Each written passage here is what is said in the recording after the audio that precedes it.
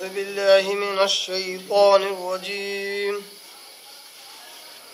بسم الله الرحمن الرحيم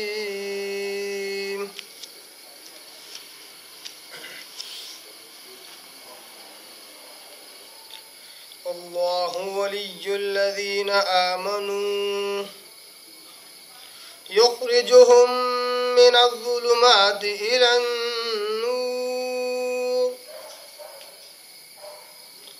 والذين كفروا أولياؤهم الطاغوت يخرجونهم من النور إلى الظلمات أولئك أصحاب النار هم فيها خالدون صدق الله العظيم नहमदुहु व नुसल्ली अला रसूलिहिल करीम अम्मा बाद तमाम किस्म की हम्द सना तारीफ़ की बिजाई और बड़ाई उसे अल्लाह वहदहु ला शरीक के लिए लायक और ज़ेबा है जो सारी कायनात का खालिक मालिक मेरा और आपका मुरब्बी है। उसे अल्लाह के लिए सारी तारीफ़ें हैं जो गफ़ूर है, गफ़्फ़ार है, करीम है, सत्तार है। बाद इसके आपके मेरे आका दो जहाँ के सरदार लंबिया पर करोड़ा करोड़ अनगिनत बेशुमार दर्द सलाम हो सल्लल्लाहु अला मुहम्मद वसल्लम। काबिल एहतराम बुजुर्गों, अजीज़ दोस्तों, नौजवान साथियों, कुरान मजीद की एक आयत की मैंने तिलावत की है और ये आयत हमारे सिलसिलावार दर्स की अगली कड़ी है। सूरह बकरा सूरह नंबर 2 पारा नंबर 3 और रुकू नंबर 34 की बिल्कुल आखिरी आयत है। आयत नंबर 257 रुकू नंबर 34 की आखिरी आयत, गोया के आयतुल कुर्सी के बाद सेकंड नंबर की आयत।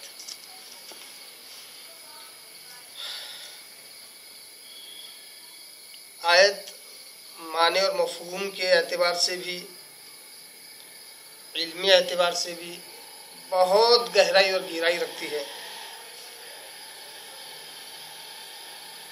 और ये आयत भी 100% उस शख्स को समझ में आ सकती है जिसको तौहीद की नेमत मिली हो। जिसको तौहीद की नेमत न मिली हो या तौहीद उसको न पता हो, ये आयत भी उसको अच्छे से समझ में नहीं आएगी।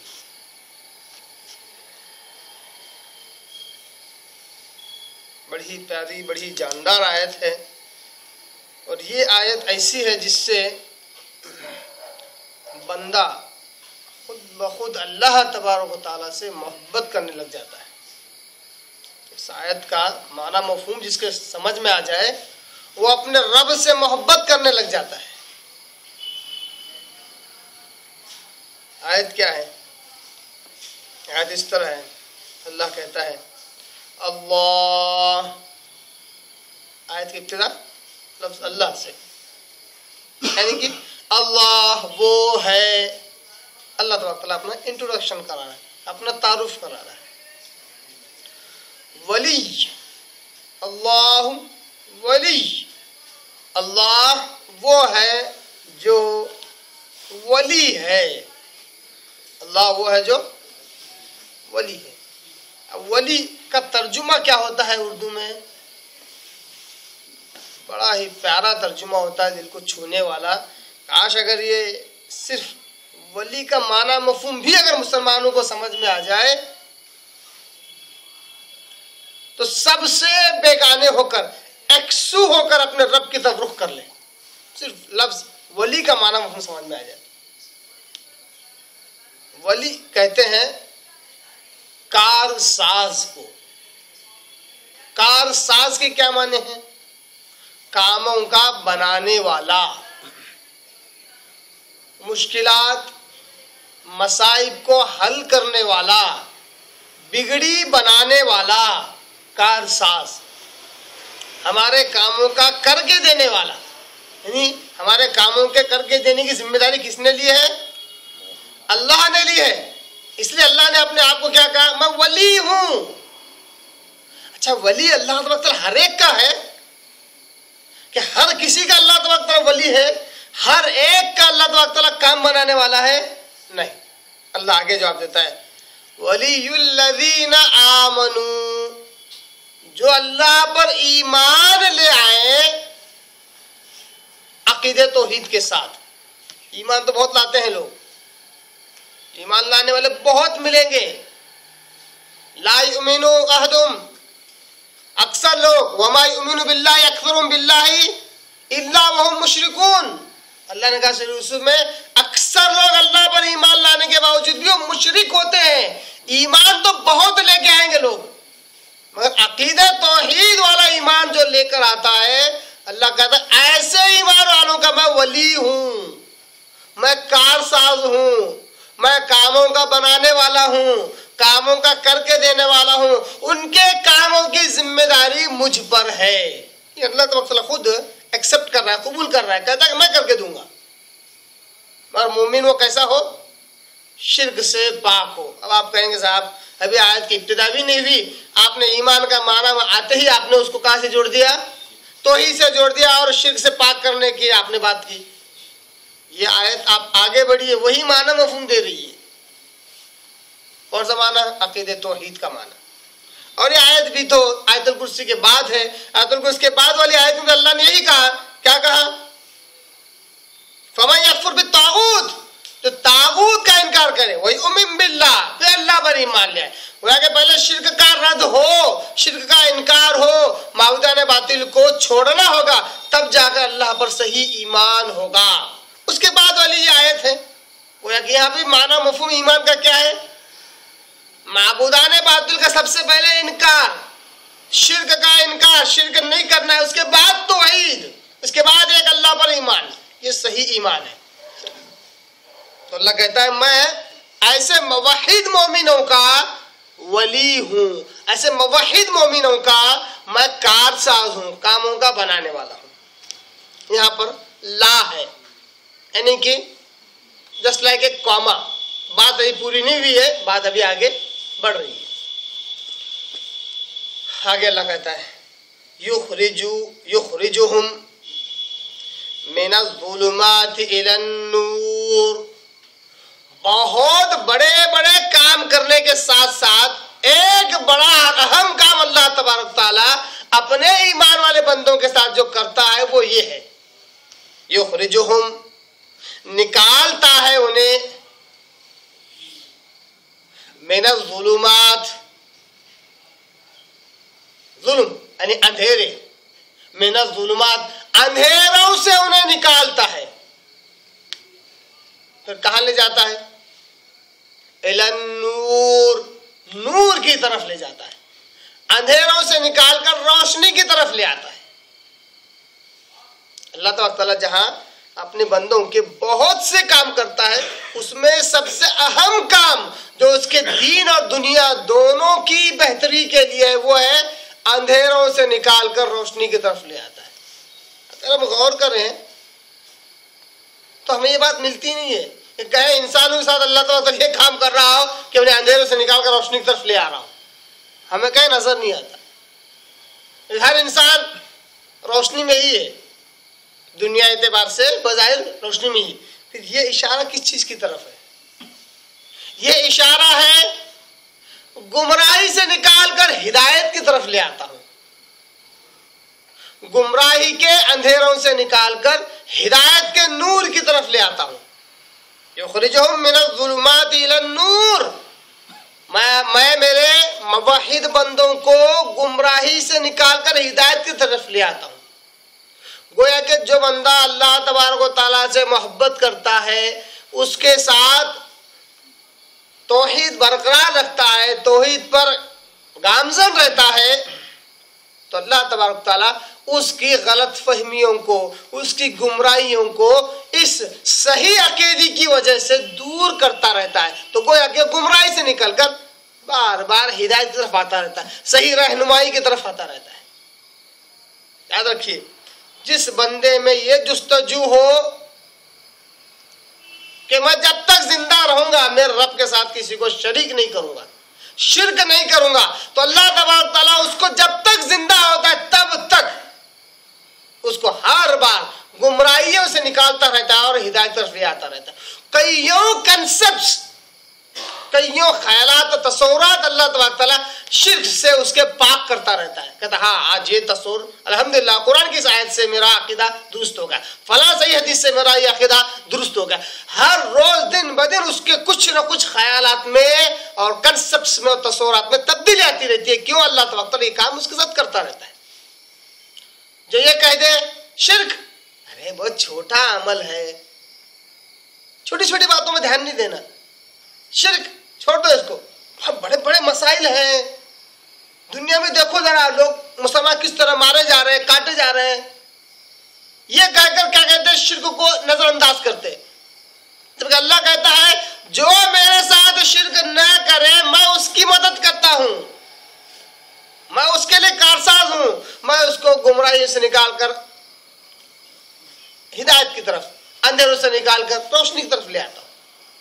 ये बरकत किस चीज की है? ये तौहीद की, क्योंकि इसी के ऊपर अल्लाह ने क्या कहा, वमन यकफुर बित्तागूत, जो शिर्क का इनकार करे, जो माबूदाने बातिल का इनकार करे, जो बुत का, स्टैचूज का, गैरुल्लाह का इनकार करे, वयुमिन बिल्लाह, उसके बाद अल्लाह पर ईमान ले आए, फक़द इस्तमसक बिल-उर्वतिल वुस्क़ा, तो उसने यकीनन एक मजबूत कड़ा थाम लिया, लन फिसाम लहा, अब उससे छूटने वाला नहीं।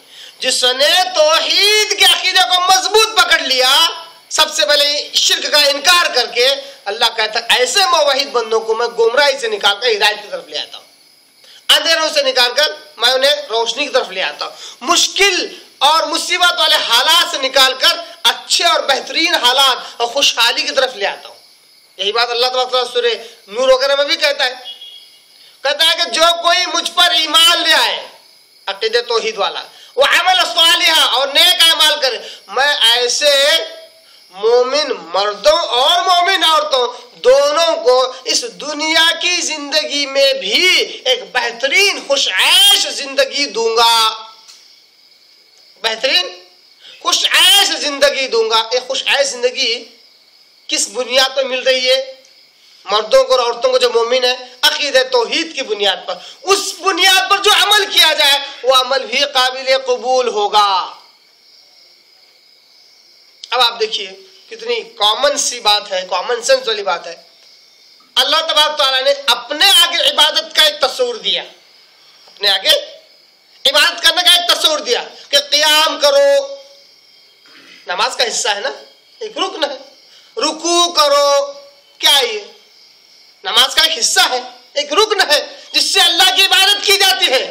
सिजदा करना नमाज का एक रुकन है जिससे अल्लाह की इबादत, ये खालिस अल्लाह के लिए नहीं है, और अल्लाह तआला ने इसको नमाज में क्यों रखता अपनी इबादत के लिए। अब कहिए अगर कोई शख्स यही अमाल किसी गैरुल्लाह के लिए, किसी अल्लाह के अलावा किसी मखलूक के लिए करे, क्या फिर भी वो मुवहिद है? क्या फिर भी वो तौहीद परस्त है? क्या अल्लाह ऐसे लोगों को भी गुमराही से निकाल कर हिदायत तरफ ले आएगा? कैसे लाएगा? क्यों लाएगा? जिसने अपने आप के लिए गुमराही पसंद कर ली, अल्लाह से गुमराही से क्यों निकालेगा? अल्लाह गुमराही से उसको निकालता है जिसको मालूम है कि गुमराही है, मुझे बचना है, अल्लाह उसको निकालता भी है। हैरत होती है ऐसे ऐसे लोगों से, माशाअल्लाह काफी इल्म होता है, काफी इल्म होता है, मगर जब अकीदे तौहीद की बात आती है, शिर्क के मुताल्लिक उसके स्टडी की बात आती है, तो कहते हैं छोड़ो, छोटी छोटी बातें हैं। छोटी बातें होती तो अल्लाह इतना ज्यादा इस पे एम्फसाइज क्यों करता, इतना ज्यादा उस पर जोर क्यों डालता अल्लाह तबारक व तआला? बहुत बड़ी बात है इसलिए तो।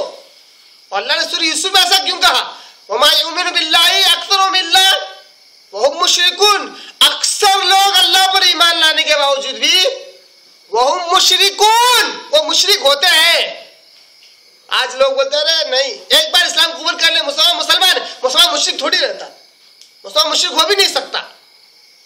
अरे अल्लाह कह रहा है कुरान में सूरह यूसुफ के अंदर, ईमान लाने के बाद भी शिर्क बाकी रहता। अब उसका इजाला क्या है, उसको दूर कैसे किया जाए? इल्म हासिल किया जाए दलाइल की रोशनी में, सोच और ख्यालात थेरीज और थेसिस की बुनियाद पे नहीं, दलाइल की बुनियाद पर। दलाइल क्या है? वो इल्म है, कुरान मजीद और अहादीस मुबारका का इल्म। इसके जरिए से इंसान अपने ख्यालात को प्यूरिफाई करता रहे, छानता रहे, फिल्टर करता रहे, साफ सफाई करता रहे, तो इसकी सारी बदअकीदगियां दूर होती रहेंगी और ये मुवहिद बनता जाएगा। तो अल्लाह कहता है मैं ऐसे मुवहिदों को क्या करता हूं, अंधेरों से निकालकर रोशनी की तरफ ले आता हूं। उसके बाद यहाँ पर तो है वो है कि अल्लाह जो बात कह रहा है बात पूरी मुकम्मल हो गई। उसके बाद है अल्लाह तबारक व तआला कहता है वल्लज़ीना कफरू, और वो लोग जो काफिर हैं, वो लोग जिन्होंने अल्लाह की जात का, अल्लाह की सिफात का इनकार किया है, जिन्होंने कुफ्र किया है, जिन्होंने अल्लाह के रब होने की नाशुक्री की है, अल्लाह के इलाह होने की नाशुक्री की है, ऐसों के साथ क्या होता है? औलियाउहुम, उनके वली होते हैं, उनके भी कारसाज होते हैं, उनका भी साथ देने वाले होते हैं। कौन? अत्तागूत। तागूत का सबसे अच्छा माना मैंने क्या बतलाया था? शैतान। उनके भी वली होते हैं, उनके भी कारसाज होते हैं, उनके भी मदद करने वाले होते हैं, वो होते हैं अश-शैतान, अत्तागूत। शैतान उनके वली होते हैं। मोमिनों का वली कौन? अल्लाह।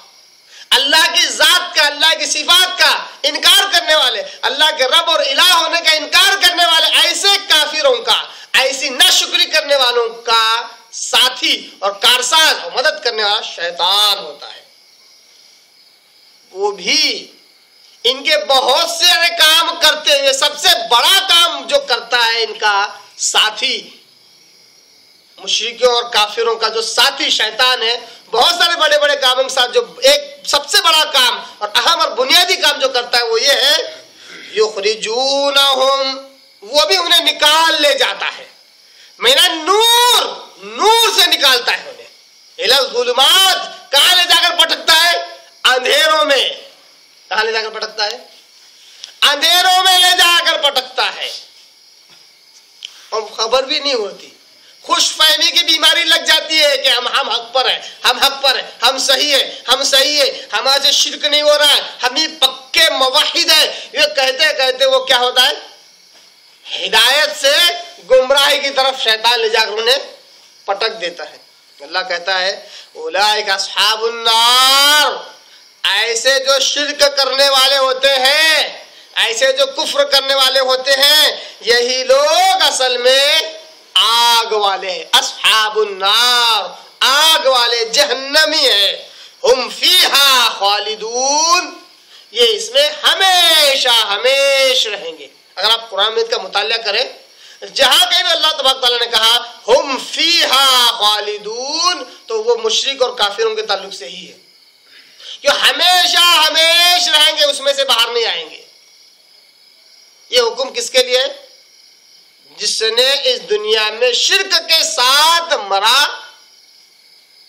शिर्क के साथ जिसको मौत आई उसके ताल्लुक से, कुफ्र के साथ जिसको मौत आई उसके ताल्लुक से अल्लाह कहता है हुम फीहा खालिदून, वो हमेशा हमेशा जहन्नम में रहेंगे। आपको एक और हैरत अंगेज बात बताता हूं, जिम्नी बात। क्या मोमिन जहन्नम में जा सकता है? मोमिन और मुवहिद, कट्टर पक्का मुवहिद, मुवहिद तौहीद परस्त मोमिन क्या जहन्नम में जा सकता है? जवाब है जा सकता है, जाएगा। कईयों मिसालें हदीस की मिलती हैं।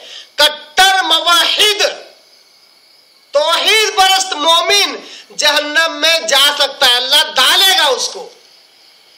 वजह होगी उसके गुनाह। वजह क्या होगी? उसके गुनाह होगी। गुनाहों का पलड़ा भारी हो जाएगा, नेकियां कम पड़ जाएंगी। सारे सिफारिश होने के बाद भी बच नहीं पाया, कहां पहुंचा? जहन्नम में। मगर इसी के साथ साथ अल्लाह अकबर, अहादीस मुबारका में प्यारे आका वसल्लम कहते हैं वही मुवहिद मोमिन अपनी तौहीद की वजह से एक दिन जहन्नम से निकलकर जन्नत में आएगा। कहां से? जहन्नम से निकलकर जन्नत में अल्लाह ताला दाखिल करेगा। खुशामदीद खुशामदीद कह के जितने गुनाह थे उसकी पादाश जब उसको मिल गई, उसकी सजा उसको जब मिल गई तो जहन्नम से निकलेगा। मगर ये मामला मुशरिक और काफिर के साथ कभी ना होगा। एक बार डाल दिया गया उसका जो गुनाह है शिर्क और कुफ्र, इसका बदला कभी खत्म नहीं होगा, बस सजा मिलती रहेगी, सजा मिलती रहेगी, सजा मिलती रहेगी, इसकी कोई इंतहा ही नहीं है। शिर्क और कुफ्र के साथ मौत हमेशा हमेशा वाली जहन्नम, हुम फीहा खालिदून, हमेशा के लिए वो जहन्नम में रहेंगे।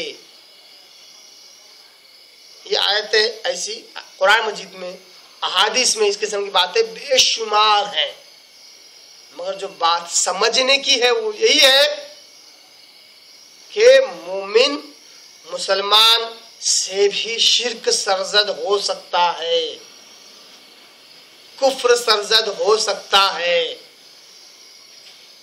इससे बचने की जिसने कोशिश की वो मुवहिद मरा, जिसने कोशिश नहीं की उसका खातिमा शिर्क पर भी हो सकता है और कुफ्र पर भी हो सकता है, इसमें कोई दो राय नहीं है। बड़े बड़े उलमा मुफ्तियान किराम 1000, 1200, 1400 साल से सहाबी, ताबईन, तबे ताबईन सब के सब यही फतवा देते आ रहे हैं कि मोमिन मुवहिद अगर वो शिर्क के बगैर मरता है जन्नत में भी जाता है तो अल्लाह तबारक तआला गुनाहों की सजा के बाद उसको जन्नत में दाखिल करेगा। मगर मुशरिक और काफिर अगर मर जाए शिर्क पर वो हमेशा हमेशा के लिए जहन्नम में जाएगा, कभी जन्नत में आ नहीं सकता। हुम फीहा खालिदून। अब आइए एक बड़ा अहम नुक्ता इस आयत से समझते हैं और जरा सा बारीकी के साथ इस नुक्ते पर गौर करते हैं। अल्लाह ने कहा कि अल्लाह वली है, कारसाज है ईमान वालों का, मुवहिदों का। क्या करता है अल्लाह तबारक तआला? युखरिजुहुम मिनज़्ज़ुलुमाति इलन-नूर, उन्हें अंधेरों से निकालकर नूर की तरफ ले आता है ना। उसके बाद खिलाफ आया कि जो काफिर हैं उनके दोस्त शैतान हैं, उनके साथी शैतान हैं। वो क्या करते हैं? युखरिजूनहुम मिनन-नूर इला-ज़ुलुमात, वो उन्हें नूर से निकाल कर अंधेरों की तरफ ले आते हैं।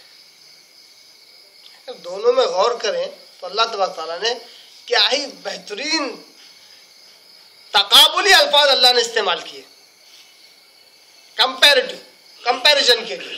एक तरफ अल्लाह कहता है नूर और एक तरफ कहता है अल्लाह ज़ुलुमात, जुल्म की जमा ज़ुलुमात, अंधेरे की जमा अंधेरा, उसकी जमा अंधेरे। दोनों जगह पर नूर लफ्ज वाहिद ही आया है, सही है ना। दोनों जगह पर जब अल्लाह की बात आई तब भी, जब शैतान की बात आई तब भी नूर वाहिद है, इसकी जमा अल्लाह ने इस्तेमाल नहीं किया। रोशनी, तरह के बहुत सारी रोशनियां हो सकती है ना, बहुत सारे कुमकुमे लगे हो तो क्या बोलते हैं?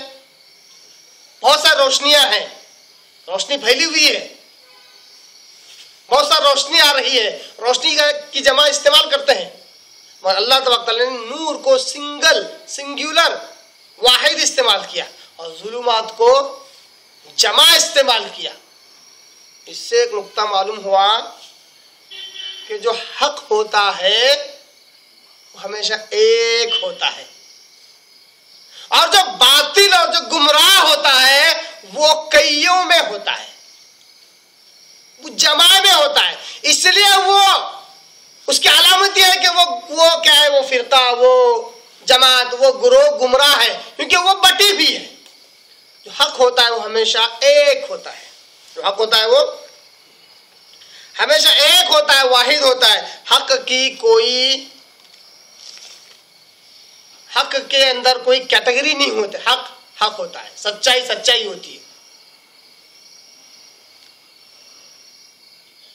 लफ्ज नूर को अल्लाह तबारक तआला ने वाहिद लाना और जुलुमात को अल्लाह तबारक तआला ने जमा लाना इसलिए है क्योंकि हक, ईमान और सच्चा रास्ता हमेशा एक ही होता है और कुफ्र की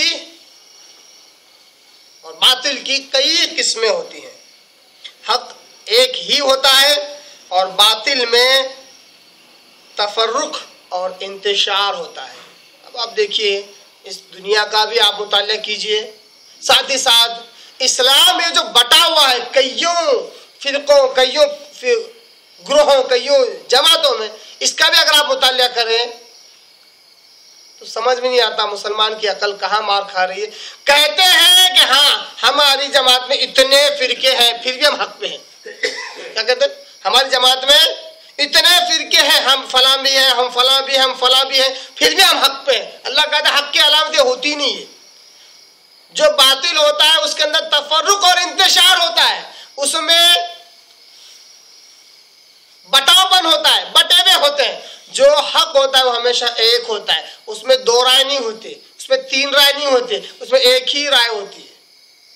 इसी बात को अल्लाह तबारक तआला ने बड़े प्यारे अंदाज में सूरह अनाम की आयत नंबर 153, सूरह अनाम सूरा नंबर 6 उसकी आयत नंबर 153 153 के अंदर अल्लाह तबारक तआला कहता है,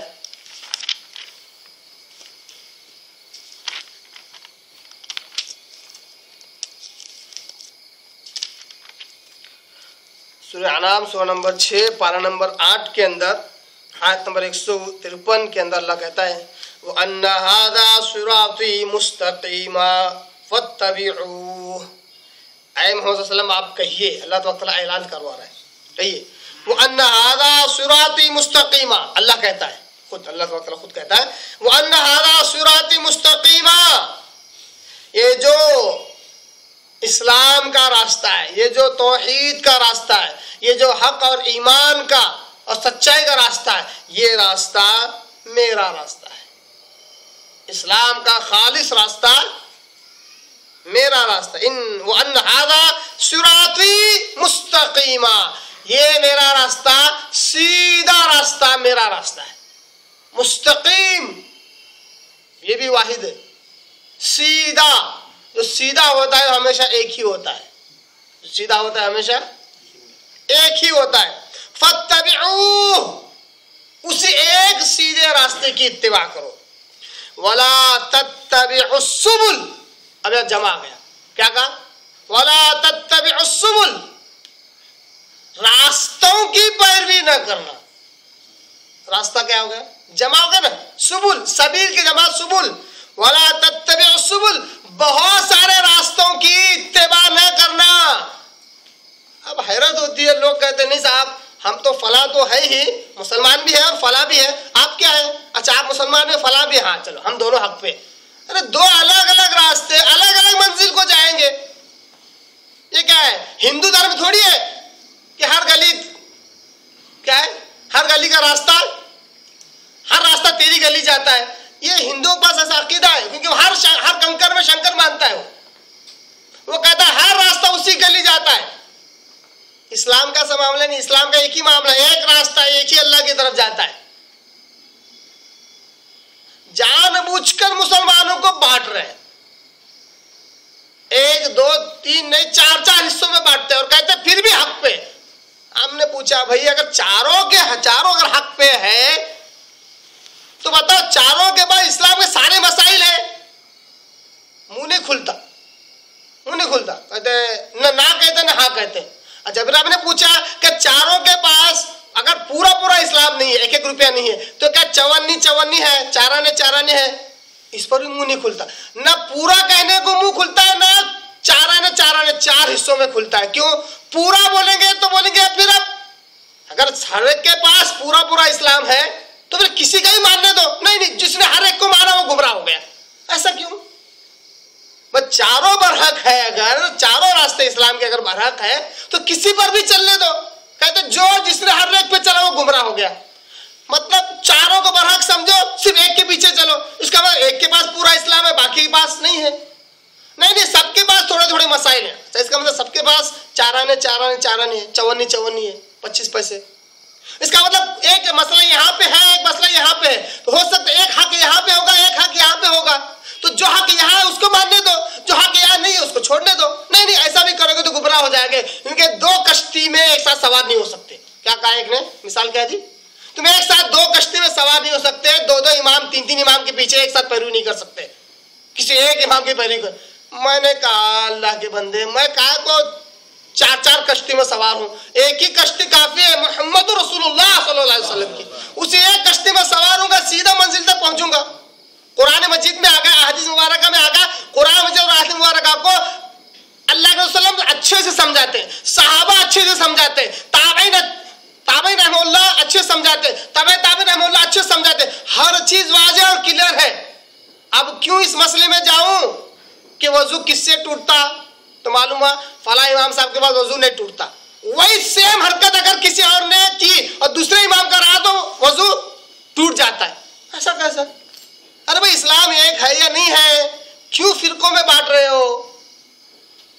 मिसाल के तौर पर एक इमाम, मैं ज्यादा गहरा भी नहीं जा रहा, सिर्फ मुद्दा समझाना मकसद है। एक इमाम साहब ने कहा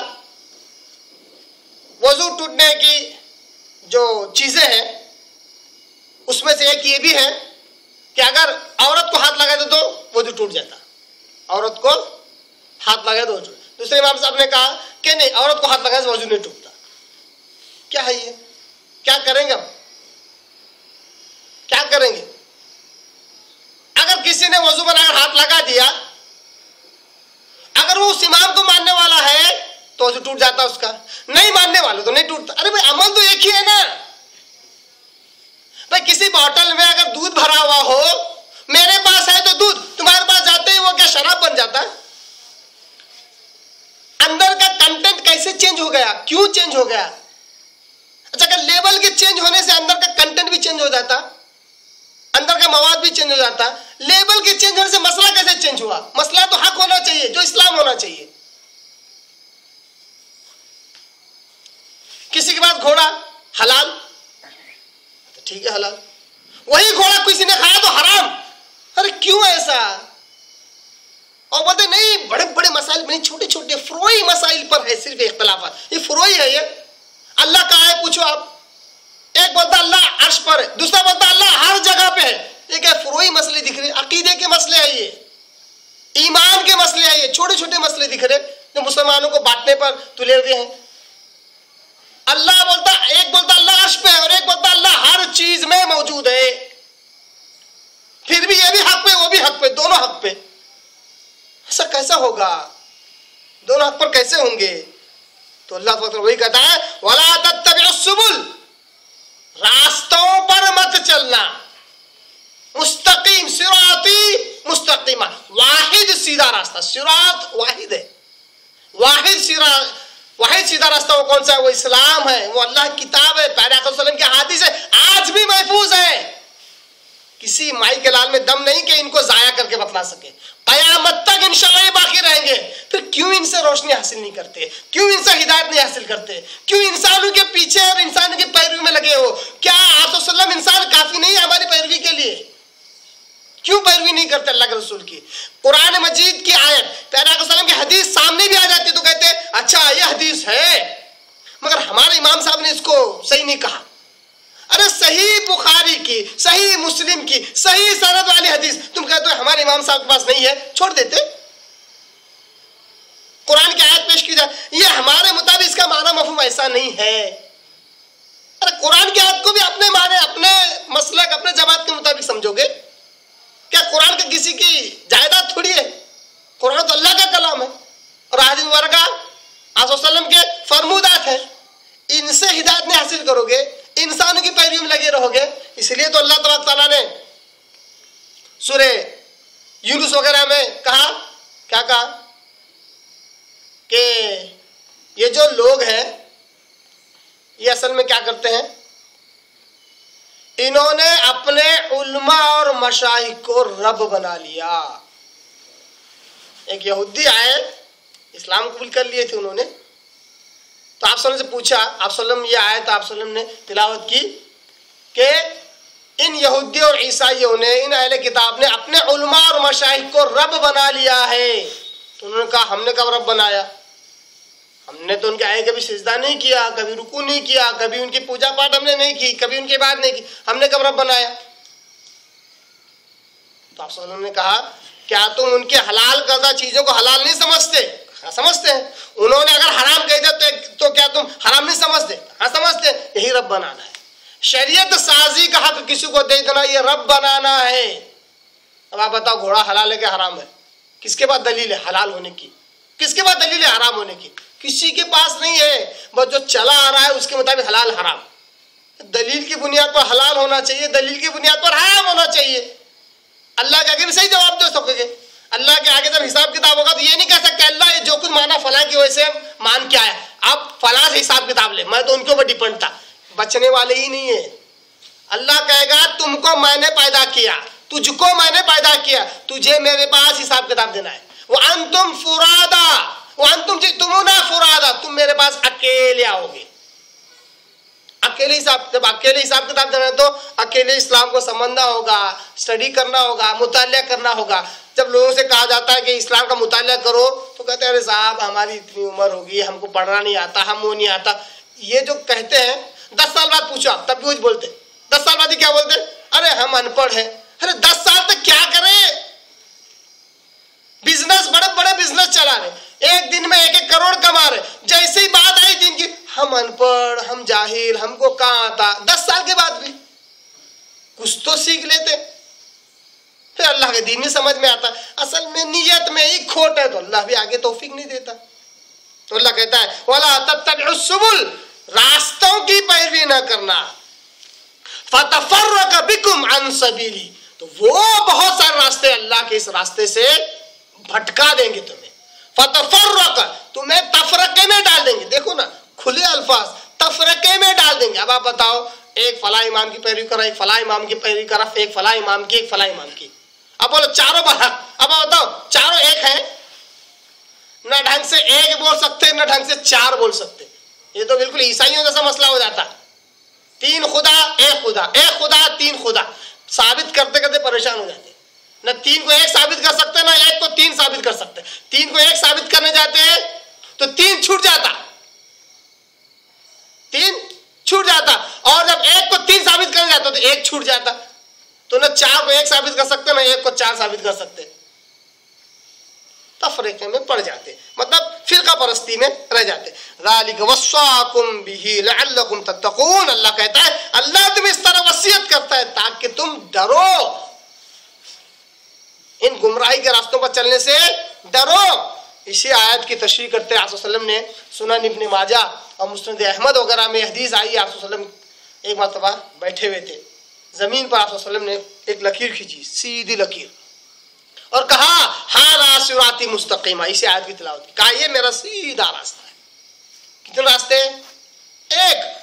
और उसके दाएं और बाएं फिर कुछ लकीरें आप सल्लल्लाहु अलैहि वसल्लम ने खींची और कहा ये सुबुल है, ये बहुत सारे रास्ते हैं, ये शैतानी रास्ते हैं। क्या कहा आप? हर रास्ते पर एक शैतान बैठा हुआ है। और सुनन इब्न माजा के मुताबिक आप सल्लल्लाहु अलैहि वसल्लम ने दाएं जानिब 2 रास्ते खींचे, 2 लकीरें खींची, बाएं जानिब 2, कुल 4 खींची, और कहा इन पर ना चलना, सीधे रास्ते पर चलना, क्योंकि ये तफरका पैदा करते हैं। और हैरत अंगेज बात ये लगती है कि तफरका में आकर भी कहते हैं हम एक हैं। ऐसा हो ही नहीं सकता। ऐसा कैसे होगा? जाहिर सी बात है 4 अलग अलग दुकानें हो और कहें कि दुकान एक ही है,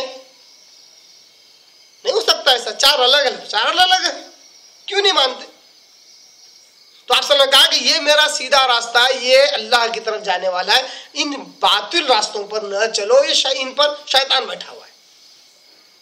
तो इस तरह अल्लाह तबारक तआला ने नूर एक लफ्ज इस्तेमाल करके हिदायत वाला, सीधा, सच्चा, ईमान वाला रास्ता अल्लाह ने बयान किया, और जुलुमात कह के उसके अलावा जितने रास्ते हैं सबको अंधेरा, गुमराह अल्लाह तबारक तआला ने कहा, क्योंकि अंधेरे और गुमराहियां और बातिल चीजें बहुत ज्यादा होती हैं, मगर हक हमेशा एक होता है। और वो हक क्या है?